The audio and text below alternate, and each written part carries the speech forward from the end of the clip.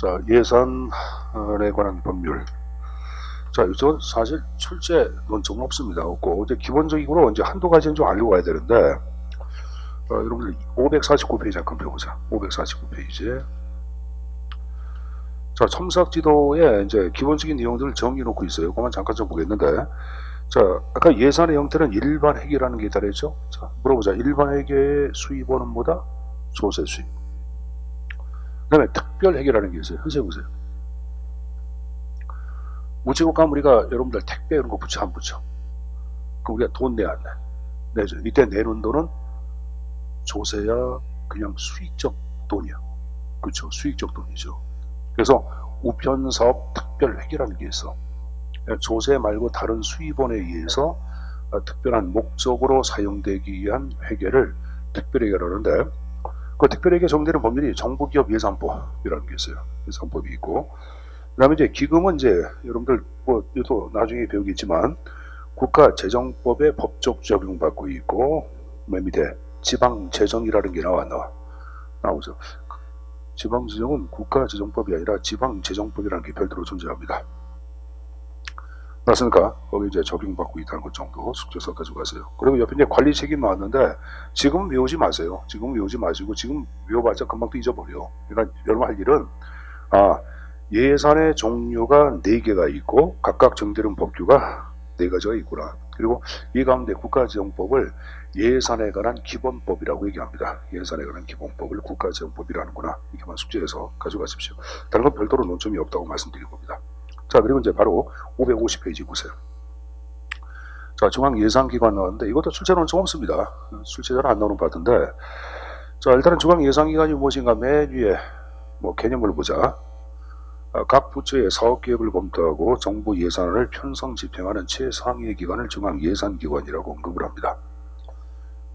예산 편성과 집행을 총괄적으로 관장하는 기구를 얘기해요. 한국에 이제 우리나라 뭐가 있을까? 기획재정부 있죠. 우리나라 기획재정부. 자, 기능 보지 마시고 바로 쌍가루 2번에 중앙예산기관의 위치가 나오는데, 자, 위치해가지고 3가지가 나와 있는데 1번과 2번만 체크해 두세요. 자, 1번에 행정수반 직속형. 이건 대통령 직속하에 참모 기능을 수행하는 걸 얘기하죠. 일반적으로 대통령 중심제를 선택하는 나라들은 대부분 행정수반 직속형이에요. 대부분.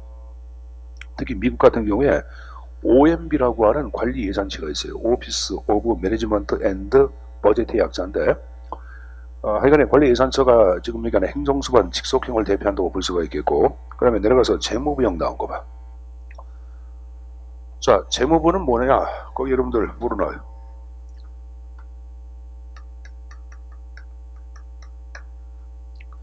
국고관장기구야. 국가어는 뭐야? 중앙정부 통장이야. 한국은행에 개설한 정부 통장이에요. 그러니까 통장 관리하는 기구예요. 통장 관리하는 기구. 통장에 돈이 들어오고 나가고 관리하는 거.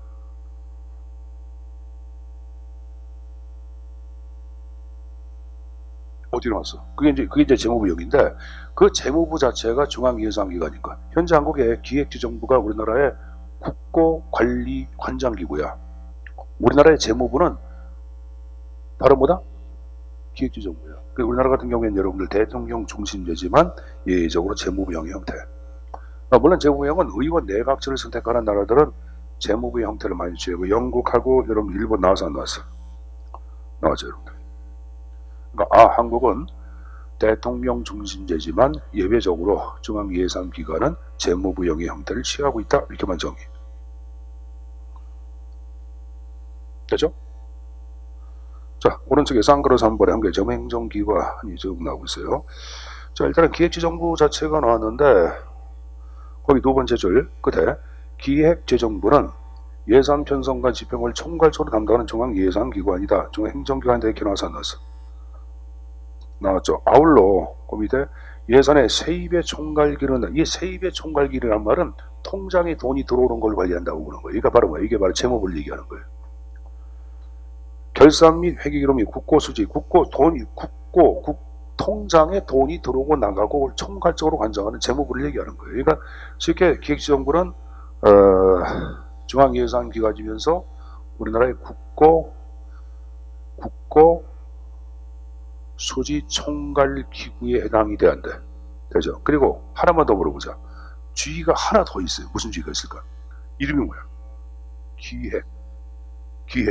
국가 기획도 총괄해. 국가 기획도. 우리나라 이제 그러니까 기재부는 엄청난 힘을 가져 안 가져. 우리나라 여러분 정보부처 가운데 가장 힘이 센 부처가 어딘지 알죠? 기재부예요. 기재부. 그래서 대통령 유고시 공보총리 유고시 그 다음에 기재부 장관이야. 기재부를 뭐라 그래 우리나라? 경제부총리. 우리 부총리 몇 명이야? 경제부총리가 있고 사회부총리. 경제부총리는 기재부 장관. 사회부총리는 교육부 장관. 근데 우리나라는 누가? 경제부총리가 더 힘이 더 세. 경제부총리가 유고됐다. 그러면 누가? 사회부총리가 또 그걸 업무를 서열이 중요해졌어요. 우리나라 서열 몇이야? 3이죠. 공부총리 다음이야. 힘이 세 안 세? 엄청나게 힘이 세죠. 그러니까 여러분들 막강한 힘을 갖고 있는 게 뭐 기획, 중앙 기획, 국고, 통장관리, 또 중앙예산기관 그걸 다 기재부예요. 됐습니까? 자, 조달청 자체를 얘기하던 여러분들 뭐야 우리나라 구매행정기관, 그죠? 중앙구매행정기관이고, 그럼 감사원은 회계검사기관이고, 한국은행은 우리나라 중앙은행이죠, 여러분들. 그래서 뭐 형태가 쭉 나왔는데 형태를 연결시키는 문제는 아직 안 나왔어요. 안 나왔고 그냥 있다 하는 것 정도는 갖고 가는 게 이해입니다. 자, 상그라 4번 넘쳐먹고 상그라 5번에 정행정 조직해서 자, 이건 이제 그 나종식 교수, 여러분들 영남대 교수인데 이 사람이 그 2010년도인가 재무의 행정론 책을 여러분들 요걸 출판사에서 내서 책을 한번 읽어봤는데 진짜 책을 잘 썼어. 영남대학교 나왔어. 영남대 나와가지고 영남대에서 공부했나? 하여간데 정행정 파트에 대한 것을 내가 그동안 책을 읽어봤을 때 그 박문옥 교수라고 우리나라 국내 재무행정의 가장 독보적인 존재가 돼서 한 분이 계세요. 이분이 이제 쓴 책 자체 이후에 그 몇십 년의 책을 흘렀는데 내 개인적인 판단이다. 이 나중식이라는 사람이 책을 잘 썼어요. 그래서 이 책을 그냥 보자마자 이틀에 걸쳐 책을 다 읽어서 책이 너무 잘 돼 있어가지고 이 사람 책 보면은 요 그립이라 그립이 거기 세입세출본부의 분립이 통합 나왔고 중앙예산이 유치해가지고 네 가지 형태가 쭉 나왔는데 참모통합형, 참모분리형, 부처통합형, 부처분리형 네 가지가 나오는데 현재 한국은 여러분들 뭐냐 부처통합형이에요. 우리나라보다 부처통합형에 들어가요. 부처통합형. 왜? 세입세출 업무를 다 관장을 다 해야 하네. 어디서 다 하는 게? 그쵸, 기재부가 다 관장하잖아. 기재부가. 그래서 우리나라 같은 부처. 그리고 중앙예산기관이 기획지정부 부처 형태를 취하죠. 취하죠. 부처통합형이에요. 그러니까 현재 한국은 부처통합. 박근혜 정부 때도 그랬고 현재도 부처통합형입니다. 거기 좀 잘못 나왔네. 현행 박근혜 정부 잘못 나왔네. 현행 문재인 정부로 바꿔야 되는데. 밑에 두 번째 절 현행 박근혜 정부를 문재인 정부로 바꿔놓자. 부처통합형. 한번 그렇지.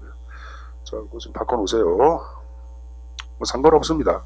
박근혜 정부 때도 그렇고 지금도 그렇고.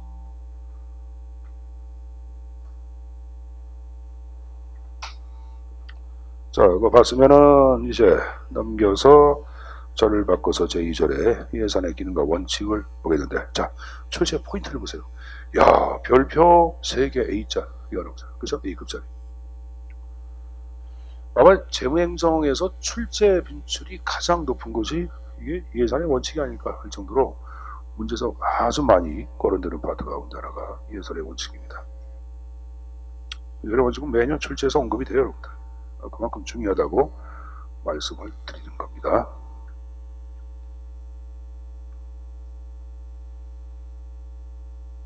여러분 626페이지 626페이지 기본도 그런데 맨 위에 문제 1번 나온 거 봐. 문제 1번 626페이지 맨 위에 문제 1번. 자, 우리나라 예산안과 법률안의 의결 방식 옳지 않은가. 자, 아까 좀 얘기했던 내용인데 그 2번 나온 거 봐. 예산으로 법률의 개편은 불가능하지만 법률로 예산 변경할 수 있다. 아니죠. 변경할 수 할까? 없다고 얘기했어요. 박스 B에서 얘기했죠. 정답이 2번이죠. 뭐 나왔던 문제입니다. 나왔던 문제.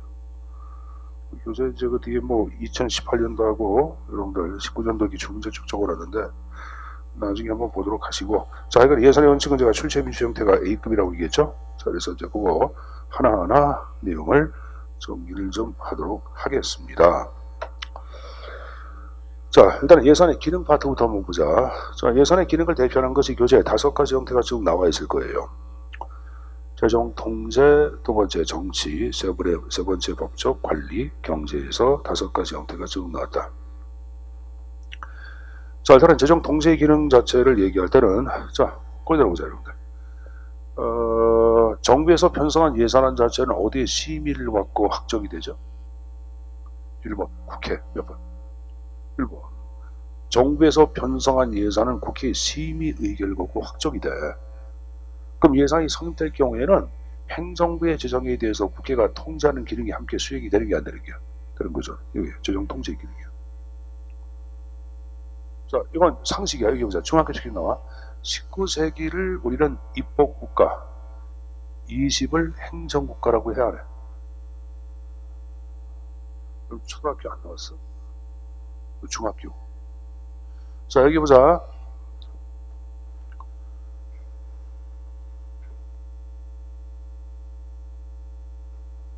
아침 식사하고 나시는 분들.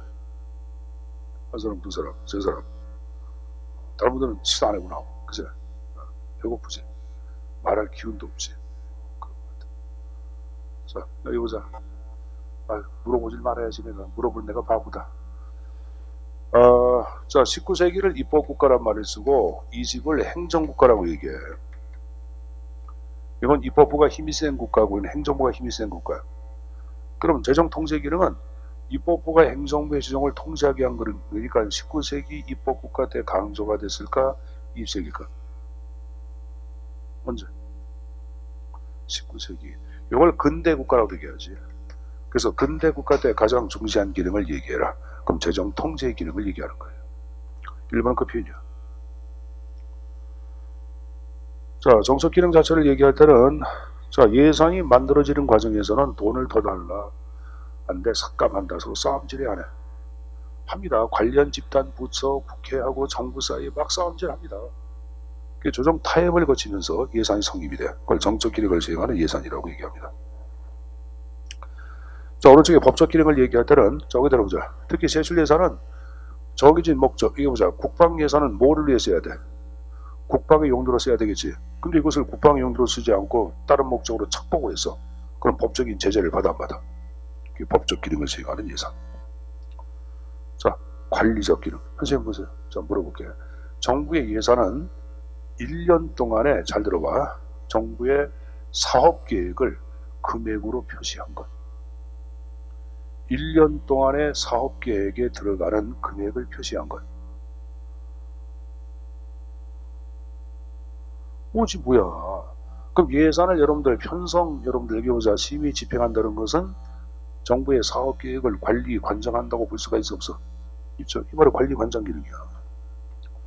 가용자원을 효과적으로 동원하여, 예산을 동원하여, 돈을 동원하여 사업계획을 관리, 관장한다고 보는 거예요.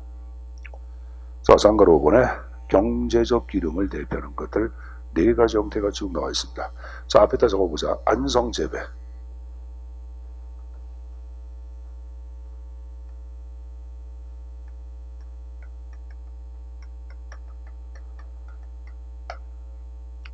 자, 안은 뭐야?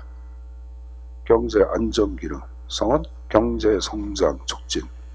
안성재, 소득재 배분 기능, 자원 배분 기능 4가지 형태. 안성재배에서 머릿속에 입력해서 암기할 거야. 됐죠? 자, 근데 하나 이해할게. 552페이지 맨 밑에 보자. 머스그레이블은 예산의 3대 경제 기능으로 해서 그 3가지 형태가 쭉 나왔는데 오른쪽에 4대 기능 가운데 하나 빠진 게 있어요. 뭐가 빠졌어요? 552페이지 맨 밑에 각주의 내용하고 553페이지의 내용을 비교를 하는 빠진 게 있을게요. 뭐가 빠졌어? 그렇죠. 3대 기능에는 경제 성장 촉진 기능이 안 들어가. 그 경제 안정화 기능이 다 포함된 걸 해석을 합니다. 이렇게 좀 봐서 가져가십시오. 자, 그리고 553페이지 첨삭지도 예산의 기능 별도로 나와 있죠. 이건 나중에 예산제도 때 얘기가 있습니다. 그때 얘기하도록 하고, 자, 바로 넘겨서 예산의 원칙. 자, 이건 뭐 제가 출처 빈출 A급이라고 말씀드렸어요. 가장 많이 나오는 파트라고 얘기했죠. 자, 예산의 원칙은 예산이 이루어지는 과정, 특히 집행 과정에서 준수해야 할 준칙을 예산의 원칙이라고 얘기합니다. 자, 근데 지금 얘기할 원칙은 크게 두 가지 형태로 나눠서 얘기하는데, 하나는 전통적 예산의 원칙이 있고, 또 하나 현대 두 가지 형으로 나눠집니다. 자, 전통은 입법부가 행정부의 재정을 통제하기 위해서 만든 원칙, 그래서 입법부 중심 예산의 원칙, 그러고 여기서 통제 중심의 예산의 원칙이라고 얘기합니다. 자, 전통을 얘기한 학자는 누구냐? 노이마르크야. 그래서 노이마르크의 예산의 원칙, 전통적 예산의 원칙이라고 언급을 하죠. 자, 현대는 그게 아니야. 현대는 행정부가 만든 게야. 그래서 행정부 중심의 예산의 원칙. 두 번째, 행정부가 갖고 있는, 여기 보자, 재량에 따라서 예산을 쓰고 파악하는 게야. 그래서 재량 중심이라고 그래요. 그럼 재량 중심은 행정부가 기획한 바에 따라서 행정부 스스로 관리한다요. 기획, 관리 중심의 예산의 원칙이다 이렇게 얘기하고, 현대를 얘기하는 사람은 누구냐? 스미스라는 사람이 얘기해. 그래서 이름을 스미스의 예산의 원칙이라고 얘기합니다. 출제는 9대1이야. 위에 게 9번 나오면 아래 게 한 밖에 안 나와. 거의 문제는 상단 전통에 집중적으로 문제가 반영되어 왔다 그 표현입니다. 자, 그럼 여러분들 전통을 중심으로 말씀드리도록 하겠습니다. 자, 맨 앞에 공개성부터 보자. 자, 공개성은 예산 과정의 주요한 내역이나 단계는 국민에게 공개해야 한다. 이게 공개성의 원칙이야. 거기 정부 간행물 나라 살림 기자회견을 토대로 공개한다란다? 공개합니다. 그 표현이에요.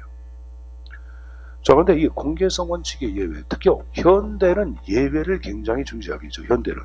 왜 이건 전통적 예산 원칙이니까 현대는 이걸 좀 반대하겠지. 그래서 이 예외가 굉장히 중요한데, 국방비나 외교활동비, 정보비 이런 것들은 국가의 안보와 직결이 돼야 한다.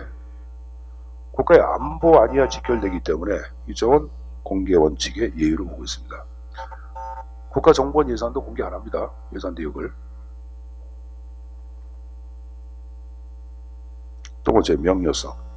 자, 예산은 국민이 이해하기 쉽게 국회의 심의가 용이하도록 명확하게 정확하게 편성되어야 한다. 명료성.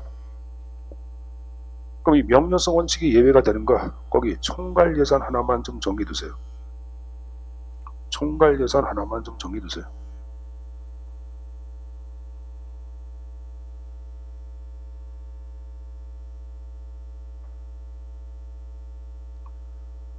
한번 보자. 총괄 예산은 이제 우리가 뒤에서 이제 기능별 분류를 학습할 텐데, 국방비 얼마, 교육비 얼마 이렇게 얘기한 걸 얘기해요. 그럼 포괄적으로 국방비 얼마, 교육비 얼마, 총액만을 얘기했지 굳이 내역이 표시된 게 없잖아. 그래서 명확하게 구체적으로 편성 안 한 거 아니야. 원칙이 예외야. 뭐 굳이 나왔으니까 하나 더 보자. 안전보장 관련 예비비. 각주 보세요. 각주 9번. 국가의 안전보장을 위한 활동에 쓰이는 예비비. 예비는 이게 여러분들 비상금이야. 비상금인데 이 국가 안전보장 예비비 자체의 사용과 그리고 이의 결산은 총액으로 한다 이렇게 나왔나? 총액으로만 끝나요, 여러분들. 총액. 내역을 공개한다 안 한다? 안 한다 그런 말이에요. 누구의 소관으로 돼 있어요? 기재부 장관 소관이야. 국방부 장관이 아니야 이거. 기재부 장관의 소관이야. 뭐 하여간에 안전보장 관련 예비비도 그 내역 공개 안 하고 있다 그 표현이에요. 총액으로만 표시한다. 자, 3번의 사전 의결 별표. 그 예산원칙 가운데 출제 빈출이 가장 높은 것이 바로 뭐다? 사전 의결이야. 자, 사전 의결은 뭐야? 예산은 집행되기 전에 국회의 사전 허락을 받아야 한다. 사전 의결이에요. 당연한 거 아니야. 편성, 심의, 집행 아니야. 그럼 집행되기 전에 국회의 사전 심의를 받아야 한다. 그 표현이에요. 자, 근데 이 사전 의결의 원칙에 예외가 되는 게 쭉 나옵니다.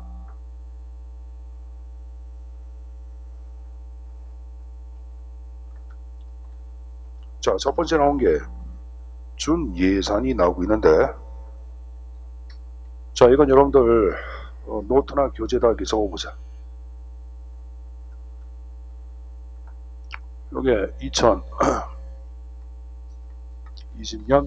1월 1일. 이쪽은 2021년 1월 1일.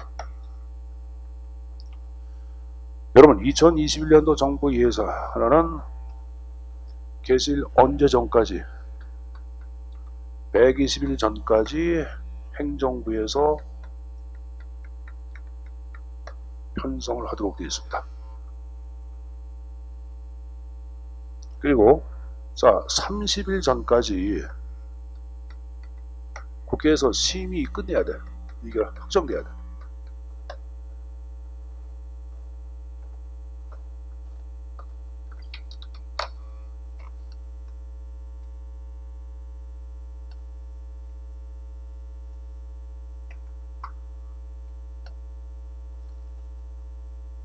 자, 이렇게 여러분들 심의 의결 확정된 예산, 이 예산을 뭐라 그러냐? 여기는 본 예산이라고 얘기합니다. 자, 무슨 예산? 본 예산. 이걸 혼동하지 마. 국회에 맨 처음에 편성 제출된 예산을 본 예산 아니야. 그걸 국회에서 심의 의결 확정된 예산이 본 예산이야. 그치? 이렇게 올린 게 아니지? 이게 아니야. 자, 이렇게 본 예산이 확정됐어요. 잘 보자. 근데 그 이후에 추가적으로 변경해야 할 사유가 발생했어요. 그럼 어떡하냐? 본 예산은 그냥 내버려두고 추가적으로 변경되는 부분에 대해서 별도로 편성되는 예산. 그래서 우리는 말 그대로 추가 경정 예산이라고 얘기합니다. 줄여서 추경 예산이라고 얘기해요.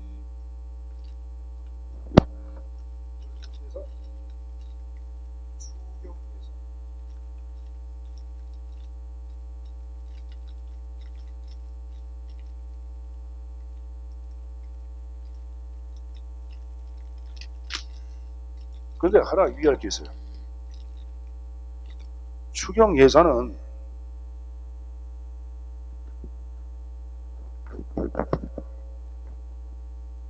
요 기간 중에만 편성된다. OX. 여기에만.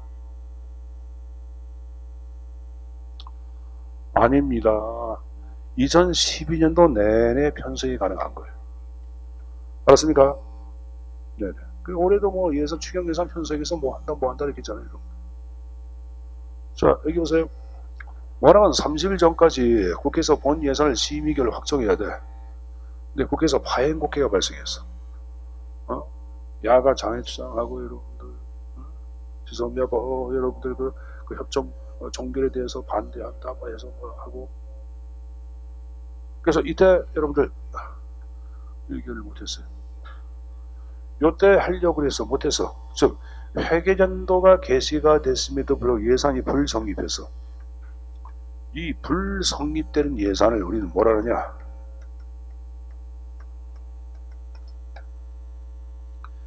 임시예산이라고 얘기하고, 임시예산의 형태는 여러분 크게 세 가지가 있어요. 가예산이 있고 준예산이 있고 잠정예산 세 가지가 존재하는데, 현재 한국 정부가 채택하고 있는 것은 이 준예산을 현재 쓰고 있는데, 자, 준예산 나왔다. 열어보자. 예산이 성립 안 했다고 해서, 자, 물어보자. 공무원들 인건비 지급 안 할 수는 없지. 공무원 인건비 지급을 해야 합니다. 사무 처리해야 돼, 해야 돼. 해야 돼. 그럼 어떡하냐? 작년도에 준해서 쓰는 거야. 이거 쓰기 전에 국회에 사전 허락 하지 않아. 쓰고 난 다음에 사후 국회에 보고만 하건데. 그래서 사전 의결의 원칙이 예외. 됐습니까?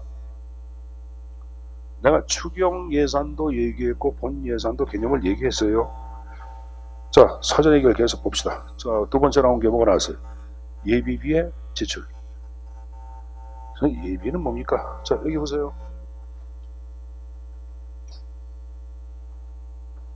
자, 예비는 아까 뭐라 그랬어?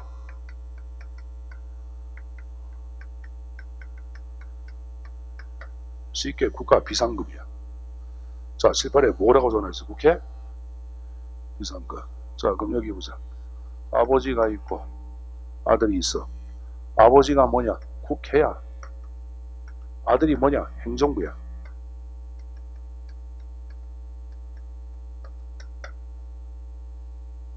자, 아들이 아버지한테 얘기합니다. 아버지,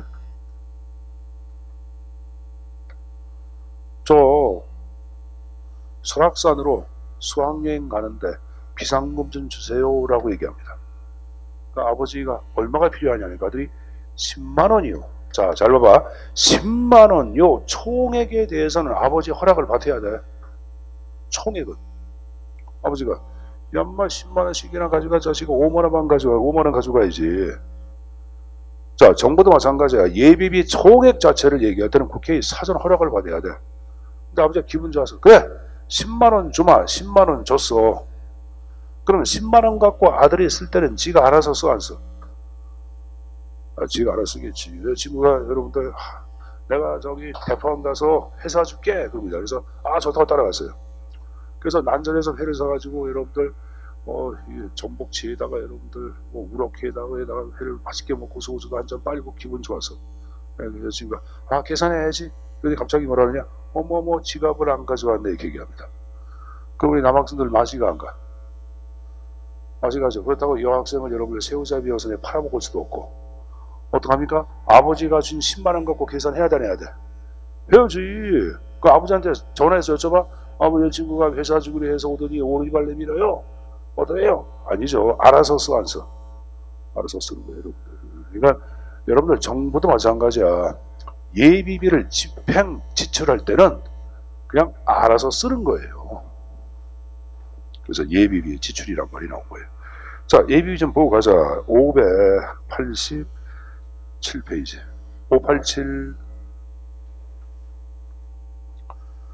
587페이지 예비비가 나왔죠. 자, 예비비 나온 거 보자. 상단. 예비비란 예측할 수 없는 예산의 지출을 초과 지출을 충당하게 한 경비. 국회 의결이 있어야 한다. 587페이지 맨 위에 예비비. 여기에서 의결은 총액의 계상, 총액 올린 거에 대한 의결이지 고지인 집행은 집행 이후에 국회 사후 승인에 의해서 이루어진다. 좀 더 얘기했잖아요. 됐어요? 총액은 국회의 사전 의결을 받고 구체적인 집행 지출은 쓰고 난 다음에 사후 보고가 나오면 된다 그 말이에요. 누가 관리해? 기재부 장관이 관리하도록 되어 있습니다. 지금 여러분들 587페이지 좀 접어놓고 접어놓으세요. 또 봐야 되니까. 다시 원위치. 자, 54페이지에 계속 사전 의결. 세 번째 나온 게 뭐가 나왔어요? 전용이 나왔어요. 자, 칠판을 잠깐 좀 볼까?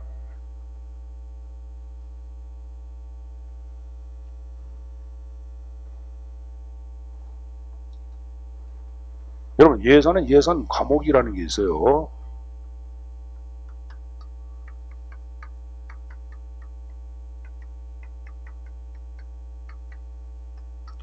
장관항세 항목 이걸 예산의 과목이라고 얘기하는데 작은 가장 포괄적인 거고 내려갈수록 구체화돼. 자, 뭐 쉽게 교육예산, 국방예산 이게 장이야. 알았어요? 그리고 교육예산을 다시 구체화시키면 초등예산, 중등예산, 대학예산 나눌 수가 있어 없어? 있지? 이게 바로 관이야. 다시 구체화시키면 항, 다시 구체화시키고 다시 구체화시키면 목이 되는 거야. 여비가 얼마고 청소비가 얼마고 이게 바로 목이야. 예산 과목이겠지. 자, 그러면 이 칠판에 장에서부터 한까지를 묶어서 우리는 뭐라 그러냐? 이름을 입법 과목이라고 얘기하고 세한 과목을 묶어서 우리는 행정 과목이라고 얘기합니다. 근데 이런 경우가 있을 게야. 예산을 쓰다 보면은 교육 예산이 1조가 남고 국방 예산이 1조가 부족해. 그럼 남는 1조를 국방부로 이렇게 융통할 수 있어 없어?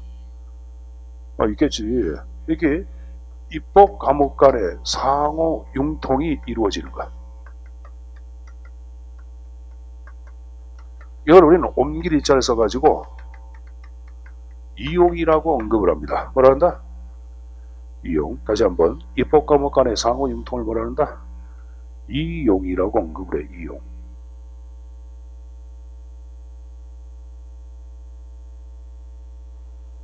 옮길 있지 않습니까? 이사할 때 이. 어? 근데 이런 경우가 있을 거예요. 쓰다 보니까 여비가 3천만 원이 남고 정서비가 3천만 원이 부족해. 이렇게 행정과목 간의 상호 융통이 이루어지는 것도 마찬가지야. 옮길 전, 전학할 때 옮길 전자를 써가지고 전욕이라고 얘기하는 게 뭐란다? 전욕. 그럼 입법과목 간의 상호 융통 금액이 커져 봐. 이거는 금액이 크겠죠. 이 큰 금액을 행정부가 지멋대로 해서는 안 되겠지. 그래서 이거는 국회의 사전 허락받고 해야 돼. 그래서 입법부의 통제를 받는 입법 과목이야. 근데 아래는 금액이 커져고. 자, 이거 일일이 국회에 여러분들 사전 허락받고 하면 행정부가 일할 수가 있어 없어? 없어. 여러분들 어머님한테 여러분들 차 탈 때 전화하기 전에 엄마 차 타는데 1,100원만 보내줘. 그럼 학교 가 못 가? 못 가요. 똑같은 거예요, 정부도. 그래서 이 행정과목 간의 상하융통 전형은 그래서 행정부 갖고 와. 행정부의 재량 갖고 하는 게 그래서 행정과목이야. 그래서 여러분 사전 의결의 원칙의 예외. 됐습니까? 자, 그러면 4고 2월. 거기 들어보자. 2월이란 말은 알고 2월은 올해 못 쓰고 내년으로 넘기는 것을 2월이라 그러지. 그건 다 알 거 아니야. 2월 상품이잖아. 근데 2월은 두 가지가 있어. 어떻게 말하세요? 명시월이 있고 또 하나 4고 2월. 명시월은 사전에 예측된 거야. 이거 올해 안 쓰고 내년으로 넘어가겠구나 이렇게 예측된 거. 4고 2월은 갑자기 사고가 팍 터져가지고 그냥 불가피하게 넘어갈게요. 그걸 물어보자. 명시월은 사전에 예측이 됐으니까 국회의 사전 허락을 받아야 되겠지만 4고 2월은 국회의 사전 예측이 안 되니까 국회의 허락을 받을 만한 시간적인 여유가 있어 없어? 없지. 그래서 사전 의결의 원칙의 예외 4고 2월. 됐어요? 자, 그리고 재정경제상 긴급 명령권의 발동난 거 있죠. 자, 이거는 아까 우리 접어놓은 데 보자. 몇 페이지? 58, 7페이지인가? 그리고 한 장을 넘겨보시면 58, 8페이지. 박스 밑에서 세 번째 줄 대통령의 재정경제에 관한 긴급 명령이란 말이 나와. 자, 한번 읽어보자. 국가가 재정경제상의 중대한 위기에 처하고 국회의 소집을 기다릴 여유가 없을 때 대통령은 긴급 명령을 발할 수 있다. 다만 국회의 즉시 통과에 승인을 얻지 못하면 그때부터 효력 상실. 국회의 소집을 기다릴 여유가 없어. 국회의 사전 허락을 받을 만한 시간적 여유가 없지. 긴급 명령 내린다고 말이에요. 알았죠? 그리고 그 앞 페이지 봐봐. 587페이지. 586페이지 보자. 586페이지. 맨 위에 두 번째 이체 나온 거가. 정부 조직에 관한 법령의 제정, 개정, 폐지로 그 직무의 권한과 책임에 변동이 있을 때 사용 목적에는 변동이 없으나 밑줄 예산 집행에 대한 책임 소재의 변경, 그걸 이체라고 얘기해. 뭐라 한다? 이체. 자, 그러면 다시 원이체. 554페이지에 거기 사전 해결의 원칙의 예외에다가 이체 하나 적어놔. 이체를 적어놓고 적어놨어요. 그리고 가려놓고 물음표 걸어놨고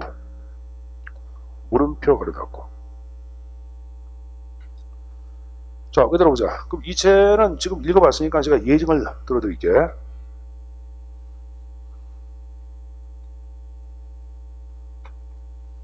잠깐 좀 보자. 자, 여기가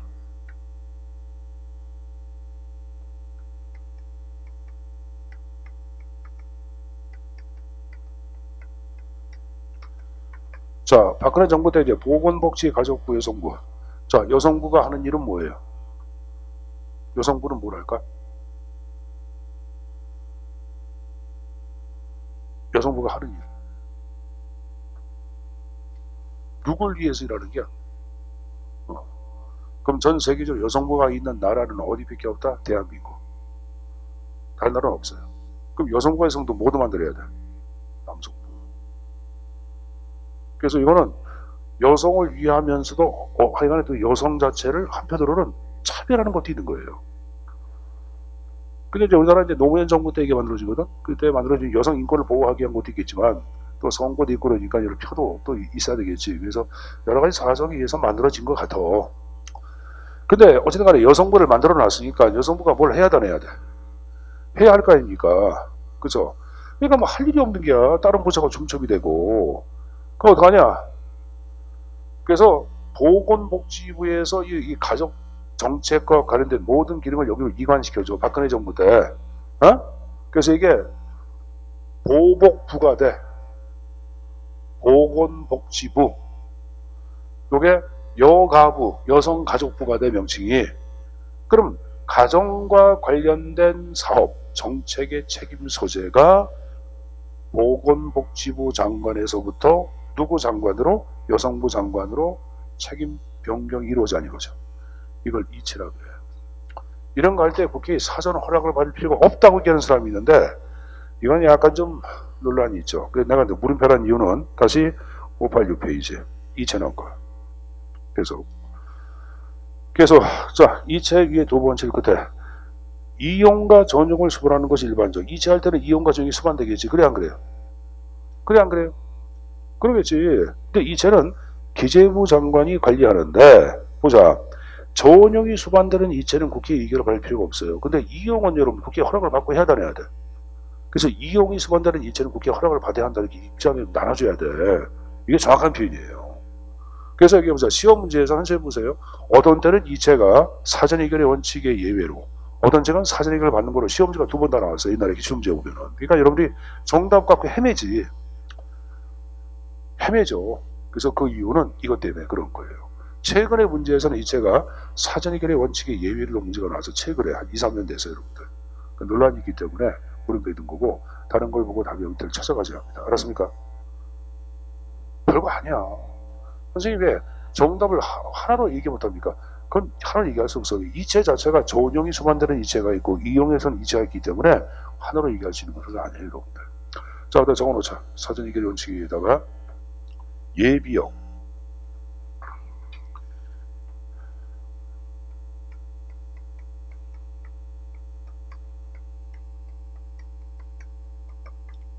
예비역 김준희의 전사. 예비역 김준희의 전사. 예비역 누구의 전사? 김준희.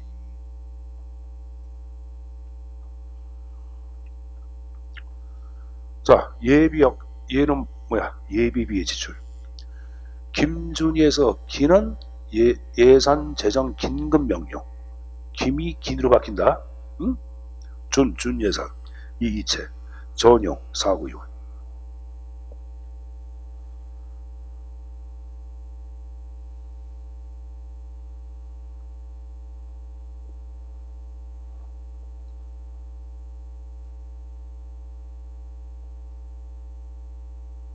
자, 18회 정리한 거 지우겠습니다. 됐습니까?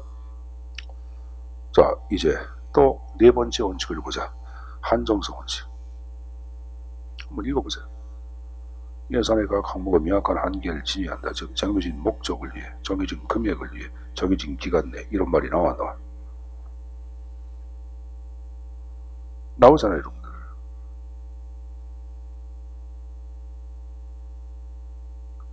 그 목적으로만 써야 되고 국방 예산은 목적으로 써야 돼, 안 써야 돼? 그걸 얘기하는 거예요. 그럼 먼저 이제 목적의 한정성이란 말을 쓰는 거야. 그리고 위에 다시 거기 정해진 금액, 그걸 금액의 한정성이라고 해요. 그리고 정해진 기간, 그건 기간의 한정성 원칙이 기업입니다. 근데 그 원칙들의 예외가 되는 것들이 쭉 전개가 되고 있을 거예요. 자, 제일 먼저 목적의 한정성 원칙 예외 뭐하고 뭐? 이용과 전용. 자, 고개 들어보자. 선생님 보자. 우리 이름 뭐더라? 까먹었어. 선주? 성주? 성주 참여할 때? 성주야. 슬리퍼 그거 본인이 산 거야? 부모님이 샀습니까? 부모님이? 얼마인지 모르겠다. 그래서 보니까 슬리퍼가 베트남에서 똑같은 슬리퍼를 팔어. 근데 베트남은 여러분들 우리나라보다 잘 살아 못 살아. 그 슬리퍼 저거 싸더라고. 그래서 하나 사가지고 왔어. 색깔만 되는 빨간색 2,000원 실밥 싼 거 아니야? 싸죠. 그래서 많이 사가지고 여기 와서 팔 걸 그랬어. 3,000원에. 자, 3,000원도 싼 건데 그치? 그래서 이거 보니까 3만원 기억나네. 성적으로 피곤해? 열심히 그냥 혼자 꿈을 해내고 있어. 그래서 자 여기 보자. 참외가 다 들어가고 이제 안 나오지? 성주야, 참외 좋아하지? 안 좋아해? 자 여기 보자. 이게 성주에도 여러분 참외 많이 나오는 동네가 남성주라고 해서 남성주, 성주 남쪽 남성주, 거기가 참외밭이 쭉 있어. 참외는 다이어트 식품에 들어가 안 들어가? 참외는 다이어트 식품에 들어가. 그래서 여러분들 고기 먹고 참외 먹으면 고기 갖고 있는 여러분들 지방 성분을 참외가 다 분해져. 그래서 지금 참외 안 먹어. 애써놓은 고기를 왜 분해시켜? 자, 어쨌든 간에 보자. 거기 보세요. 제일 먼저 목적의 한정성 원칙 예외 뭐하고 뭐 나왔어요? 이용과 전용. 됐죠? 자, 금액의 한정성 원칙 예외 예비비. 아까 예비는 우리 잠깐 보고 갈까? 다시 587페이지 볼까?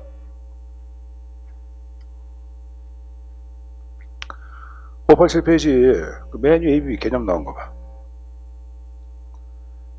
예측할 수 없는 예산 외의 제출을 초과 제출하냐? 그럼 정해진 금액을 초과할 때 쓰는 거 아니야? 그래서 원칙 예외. 됐죠? 다시 원위치. 이번엔 기간의 한정성 원칙. 자, 여러분들 물어보자. 예산 집행의 유효 기간은 몇 년? 1년. 그게 기간의 한정성이야. 그걸 달리 얘기할 때는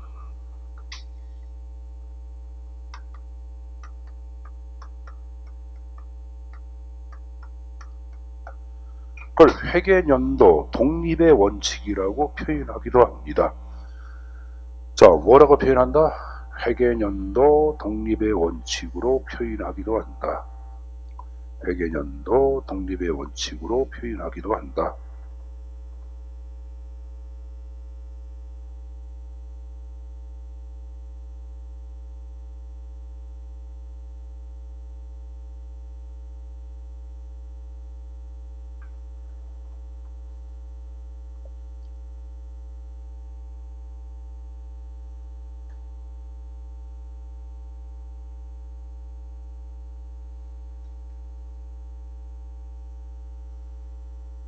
자, 근데 이제 그럼 이 기간의 한정성 원칙에 예외가 되는 게 나와요. 자, 먼저 2월.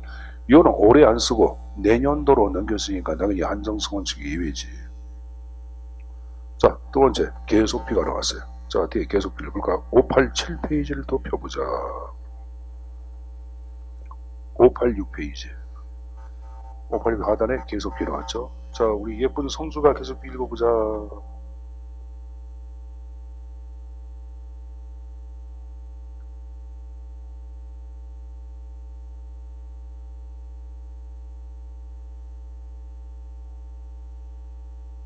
네, 이때 소년은 5년 이내를 얘기하는 거야.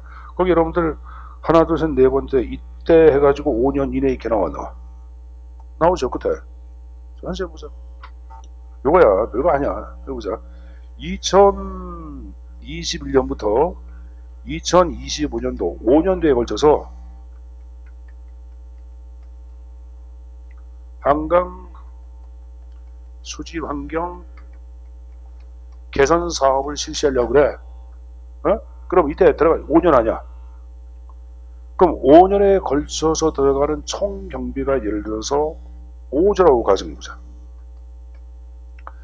매년 들어가는 경비 2021년도에 1조, 그 다음 주에 2조, 이런 매년 들어가는 경비 있죠. 그걸 연백이라 그래. 그 연백을 정해놓고 5년에 걸쳐서 예산을 집행하는 거야. 5년. 이건 여러분들 국회에 맨 처음 승인만 받으면 돼. 그리고 이제 승인받지 않고 계속 5년에 걸쳐 집행이 이루어지는 거야. 그럼 당연히 5년 동안 이루어지기 때문에 기간의 한정성 원칙에 예외에 들어가 안 들어가?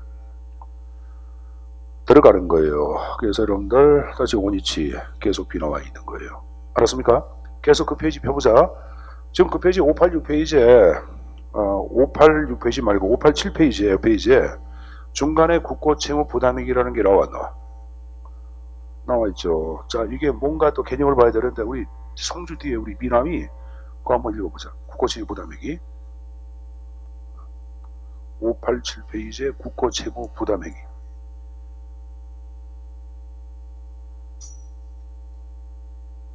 뭐 했을 때 따라 생각해서 이거 봐.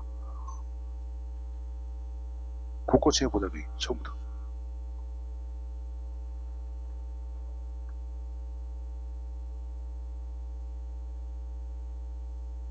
여기까지. 너무 어렵죠? 말이. 그럼 쉽게 한번 보자. 국가가 밑줄, 국가 재원 확보 없이 돈이 없어. 통장에 앵꼬에 앵꼬. 돈이 한 푼 없는 상태에서 채무를 부담하는 게 외상으로 공사 계약하는 것들. 뭐 한다? 외상으로 공사 계약하는 계약. 근데 이렇게 외상으로 공사 계약하는데 여기 보자. 계약은 올해 하고 올해 돈이 없어. 그럼 언제 줘야 돼? 내년, 그 다음 연도, 그 다음 연도 줄 수 있는 거예요. 그래서 이 공사 기간을 보자. 올해 계약해서 올해 시작해가지고 올해 끝나는 게 아니라 내년도라, 그 다음 연도라, 그 다음 연도라, 100년도 상관이 없어. 1000년도 상관이 없어. 그게 한 사람 없지만. 응? 그걸 국고채무 부담행위라고 얘기하는 거예요. 공사기간은 올해 끝나는 게 아니라 그랬어요. 복수년도에 걸쳐 이루어지는 공사가 되기 때문에 기간의 한정성 원칙이 예외. 됐죠? 다시 원위치 554페이지. 자, 기간의 원칙의 끝에 관연도 지출, 관연도 수입이란 말이 나오죠. 관연도, 작년도 얘기야. 작년도에 들어올 돈이 올해 들어오는 경우도 있고 작년도에 나갈 돈이 올해 나가는 경우도 있어 없어? 있죠 당연히. 기간의 한정성 원칙이에요. 설명생략. 자, 조상충형은 여러분들 이거는 사실 제도가 법률에서 폐지가 됐는데 출제는 안 나올 수 있으나 또 출제하시는 분이 그냥 모르는 척 문제로 낼 수도 있어. 그래서 조상충형이 뭔가 개념은 좀 보고 가자. 조상충형 개념 안 나와 있나? 나와 있지 하단에. 자, 현재 보자. 현재 보세요. 여러분들 이번 달 월급이 300만 원인데 400만 원 썼어. 얼마 더 쓴 게? 100만 원. 옛날에는 지금 이제 카드 갖고 하지만 옛날은 100만 원 더 쓰려면 어떻게 해야 돼? 갑을 해야 돼, 해야 돼. 저기 저 많이 갑을 좀 해서 해야 돼. 하죠. 자, 이 비슷한 거예요. 자, 워낙은 내년도 이런 경우가 있어요. 내년도에 돈이 올해 들어오는 경우도 있어 없어? 내년도에 들어올 돈이 올해 들어오는 경우도 있어. 그럼 올해 들어왔다고 올해 쓰면 안 돼. 그건 가지고 있다가 내년도에 써야 돼. 아버지가 예를 들어서 여러분들 저 뭐 외국에 나가시는데 뭐 3개월간 외국 나가신다고 가져보자. 그 여러분 앉혀놓고 내가 용돈을 내가 다음 달 내년도 1월달 용돈, 2월달 용돈 그때 줘야 되는데 아버지가 외국 나가니까 미리 주마. 대신 올해 쓰지 말고 내년도에 써. 이렇게 얘기하시는 경우가 있어. 그러면 내년도에 들어올 돈이 올해 들어왔다고 올해 쓰면 안 되고 내년도에 써야 되는데 이걸 여러분들 올해 써버리는 걸 얘기해요. 조상 미리 땡겨서 충당한다고 보는 거예요. 갑을가 좀 비슷하지. 미리 땡겨서 충당한다. 이해했어요? 별거 아니야. 여기 보자. 니들 자동차세 그런 거 선납하잖아. 그러니까 내년도 잘 올해 선납하면 여러분들 정부 10% 디스되죠. 그럼 이게 여러분 여기 보자. 그러면 내년도에 워낙은 자동차세가 들어와야 되는데 올해 말에 들어와서 그럼 이건 내년도에 써야 돼, 올해 써야 돼? 내년도에. 근데 그래서 올해 써버리는 걸 얘기해요. 그걸 조상충형이라고 얘기하는 거예요. 조상충형할 경우에도 기간의 한정성 원칙이 예외 들어간다고 표현입니다. 자, 나왔으니까 4번까지 내용의 형태 숙제에서 가져가시고, 자, 5번에 완전성 원칙이란 말이 나왔나. 완전성 원칙이 나오는데 이 완전성 원칙 자체를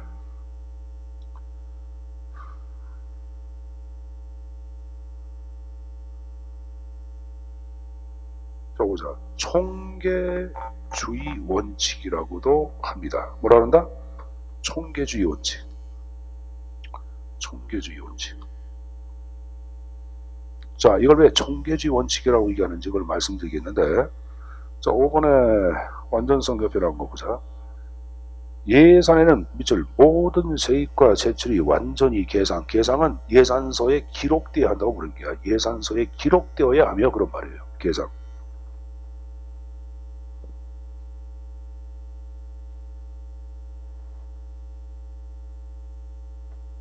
그럼 여기 보자.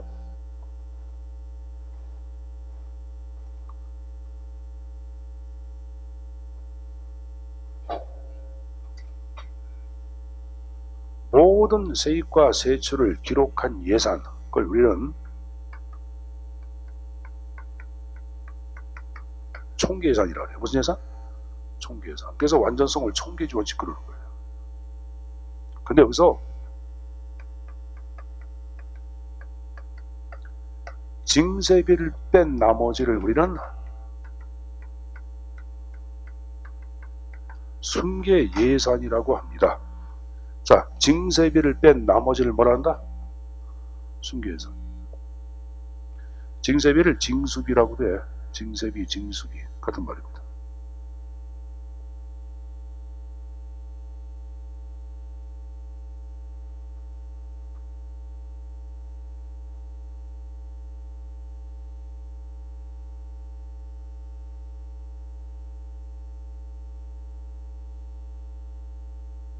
현재 보세요. 자, 여러분들 세금 용지가 나왔어. 지로 용지가. 그럼 세금 납부해야 할 거 아니야. 어떻게 갖다 내? 슈퍼바이저 갖다 내? 은행에 납부하잖아. 그 은행은 자산단체가 아니지. 중간에 뭐 받음하고? 수수료. 공익집이.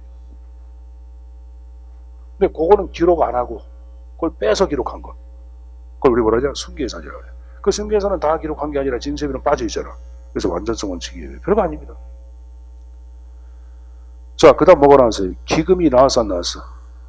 나왔어. 이 기금은, 선생님 보세요.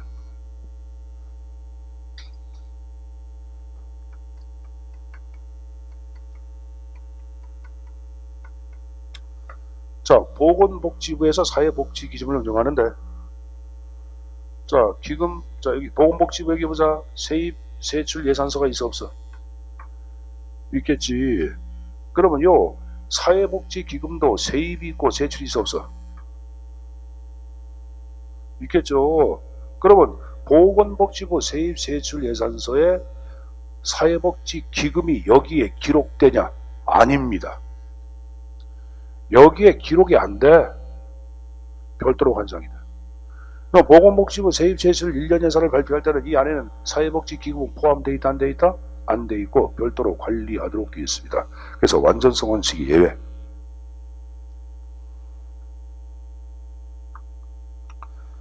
자, 그 다음 나온 게 뭐라 하세요?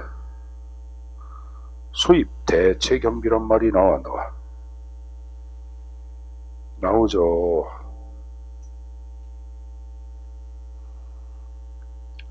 한번 해보세요.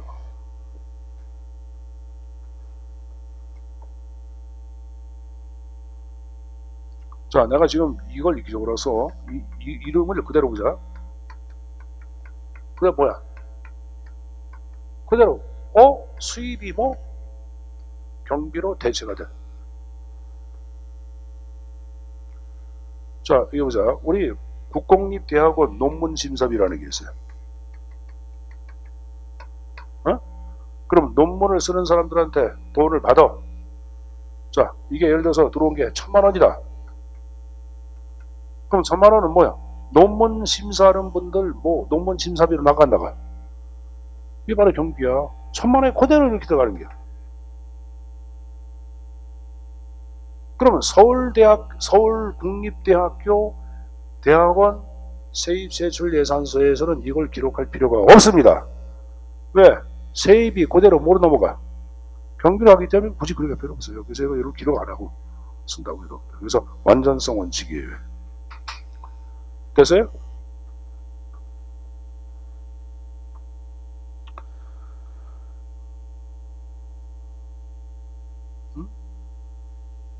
음? 554페이지. 554페이지. 자, 그리고 여러분들 그 옆에 전대차관이란 말이 나왔는데, 자, 전대차관이 무엇인가? 여러분들 각조 12를 봐봐.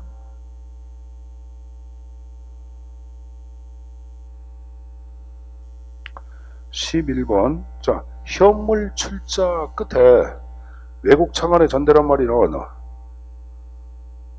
나오죠. 국내 거주자에게 전대할 것을 조건으로 기재부 장관을 찾으러 하여 외국의 금명에서부터 외화 자금을 차입하는 걸 이렇게 나서 나죠, 여러분들.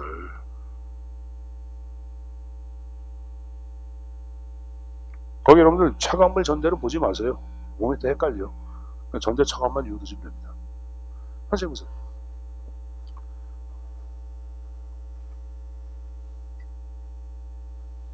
자, 여기 세계력이 있어. 기재부 장관이야. 돈을 여러분들, 자, 이거 보자. 예를 들어서 1000억 달러를 차관을 도입해서. 근데 이 도입된 차관 오로지 국내 기업이나 개인한테 다시 빌려주게 해야 돼. 국내 기업을 위해서, 개인을 위해서 돈을 빌려주기 위해서 얻은 차관이야.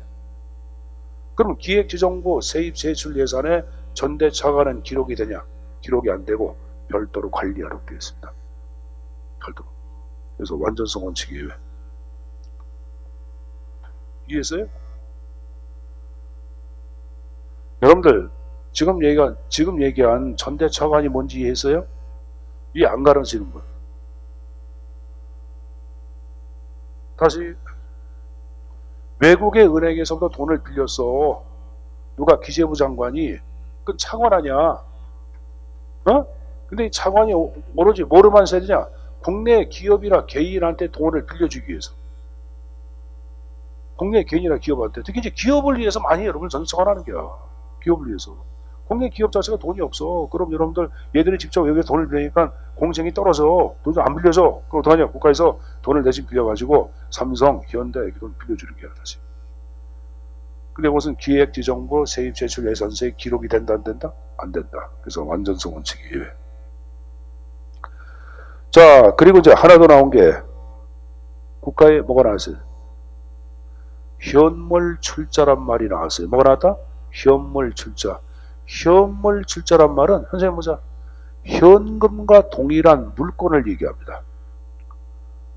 자, 우리 인천에 여기 보자. 인천에 경제자의 특구가 송도에 만들어졌잖아.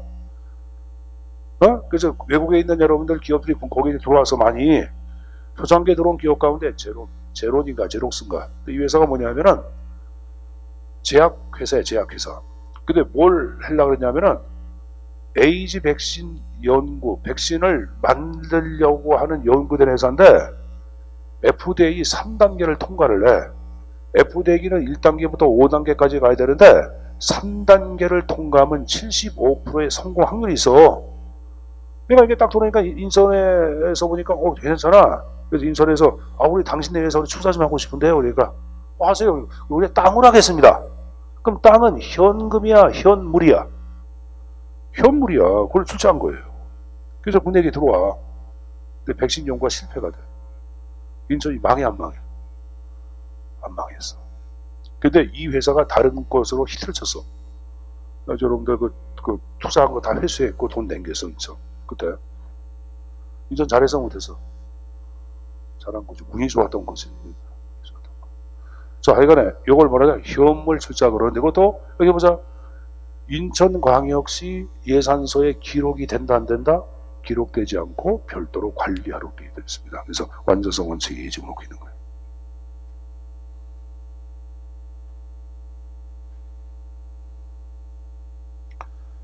됐습니까? 자, 그 다음 단일성 원칙 나왔는데 여기서부터는 좀 쉬었다가 또 노를 지어가자. 좀 쉬었다 자.